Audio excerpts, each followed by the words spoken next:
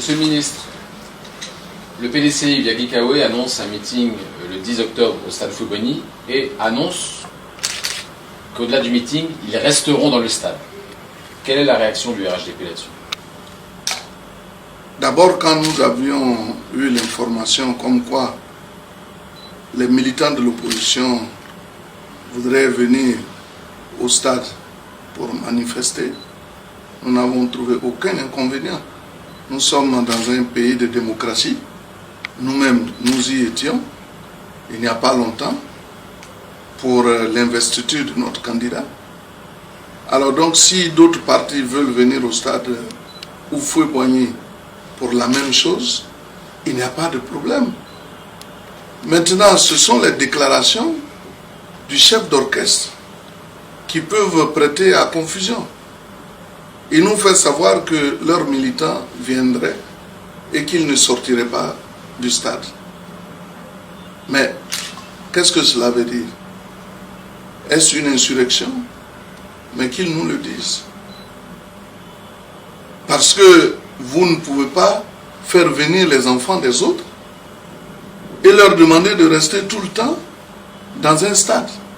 Mais si vous venez que vous y restez, c'est que vous avez une idée derrière la tête. Au niveau du RHDP, nous sommes sereins. Pour nous, c'est une manifestation comme toute autre manifestation. Je sais comment le PDCI fonctionne, et surtout Gikawe. Certainement, ils ont des difficultés pour remplir le stade. Et leur souhait, c'est de voir le gouvernement, par rapport à leur déclaration, dire que cette manifestation est interdite. Mais nous n'allons pas le faire. Et Gikawe sait très bien que les militants qui viennent, ils sont des militants, peut-être qui ne sont pas de mauvaise foi, qui viendraient parce qu'on les a appelés. Mais si tu leur dis que c'est pour venir rester dans le stade ou même faire autre chose, mais ils ne viendraient pas. Parce que personne ne veut voir son fils participer à une telle manifestation. Oui, mais on a vu aussi dans les marches, les appels aux marches, qu'il y avait aussi beaucoup de casseurs. Est-ce que vous ne pensez pas que ça peut être aussi un prétexte pour mettre en action des casseurs et créer un cafouillage qui viendrait mettre une mauvaise image de la Côte d'Ivoire? Justement, si leur souci c'est de casser, ils vont faire un cafouillage, filmer et faire croire au monde entier que la Côte d'Ivoire est en train de brûler, alors qu'il n'en est rien. Mais c'est ce qu'il faut éviter, parce qu'ils veulent qu'il y ait des affrontements. Mais nous, le sachant, nous n'allons pas permettre cela. Alors moi, j'interpelle Gikawe de faire beaucoup attention. Parce qu'il sait qu'ils sont minoritaires au niveau de l'opposition et que nous avons la majorité. Jusque-là, nous sommes restés vraiment prudents, nous sommes restés calmes. Ce n'est pas parce que on n'est pas capable de réaction, mais qu'il ne nous provoque pas. Qu'il ne nous provoque surtout pas. Parce que s'ils décident de venir rester au plateau pour faire du n'importe quoi, mais qu'ils acceptent d'être devant, comme ça nous allons définir les responsabilités. S'ils ne peuvent pas venir, que ce sont les enfants des autres qu'ils envoient, mais qu'ils aient le courage aussi de faire appel à tous leurs enfants qui sont à l'extérieur ou qu'ils ont cachés, d'être au devant de la scène, et nous allons définir les responsabilités. Mais vous ne pouvez pas vous cacher quelque part et puis dire aux enfants des autres, allez-y, les élections sont là. S'ils estiment qu'ils sont majoritaires, qu'ils sont plus forts que le pouvoir, le parti au pouvoir, mais ils n'ont qu'à s'organiser pour aller à ces élections.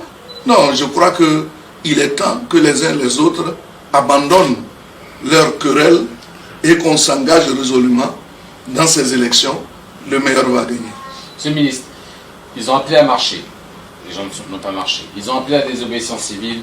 Il n'y a pas eu de désobéissance civile. Est-ce que vous ne pensez pas qu'avec cette stratégie du 10 octobre, l'opposition tente le tout pour le tout et surtout de rentrer dans une stratégie en vue de tout faire pour faire annuler cette élection du 31 octobre, de la repousser en tout cas? Dans tous les cas, le président de la République a bien dit que, conformément à notre constitution, les élections doivent se tenir à bonne date. Et la date qui est prévue pour l'organisation des élections présidentielles, c'est le 31 octobre 2020. Donc on ne peut pas faire autrement.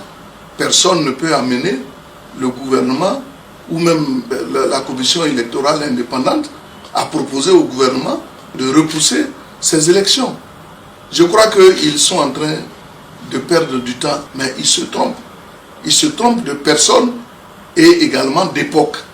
Parce qu'aujourd'hui, personne n'est prêt à accepter que des opposants qui n'ont aucun programme de gouvernement viennent déstabiliser ce pays. Et aujourd'hui, il y a le calme partout. Quand vous prenez les voies, il y a des embouteillages partout. Cela veut dire que la désobéissance civile, là, ça ne marche pas.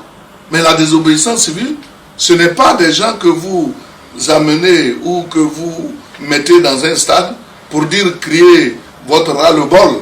La désobéissance civile, c'est de dire aux gens que tout doit s'arrêter. Il ne doit même plus avoir de marché, donc les gens ne vont plus manger. La désobéissance civile, c'est que tous les bureaux sont fermés. La désobéissance civile, c'est qu'eux-mêmes, en tant que parti politique, ils ne font plus aucune action. Mais vous ne pouvez pas le dire à des gens qui sont payés par soit des privés ou même qui sont payés par l'État de Côte d'Ivoire. Si vous le dites, qui va les payer? C'est vous. Donc cette désobéissance civile-là, je crois qu'elle est restée sans suite. Et parce que les personnes qui l'ont lancée sont désormais inaudibles. Et les Ivoiriens ne veulent plus de cela. Les Ivoiriens veulent aller à la paix. Les Ivoiriens sont conscients des efforts que fait le gouvernement pour leur permettre de vivre décemment et pour leur permettre aussi de vaquer à leurs occupations sans crainte quand ils ont fait leur demande. C'est dans la perspective de faire leur manifestation d'un temps à un autre. Ça veut dire qu'ils viennent, il y a un début et une fin. Maintenant, s'ils viennent, qu'ils décident de rester, alors ce serait une prison à ciel ouvert. Pourquoi une prison à ciel ouvert? Vous avez demandé de venir manifester au stade Félix Houphouët-Boigny. L'État de Côte d'Ivoire vous autorise à le faire, comme il le fait pour bien d'autres partis. Mais si vous venez, que vous allez au-delà du temps qui vous est imparti, cela veut dire que vous êtes hors la loi. Et quand on est hors la loi, on doit donc être prêt à subir les conséquences de son acte. Donc aujourd'hui, nous sommes sereins. Nous savons très bien qu'ils viennent pour une manifestation qui aura un début et une fin. Mais si la fin se prolonge dans le temps, cela veut dire que eux-mêmes, ils ont des idées derrière la tête. Et là, je crois que nous sommes dans un état, les autorités prendront les décisions qui s'imposent.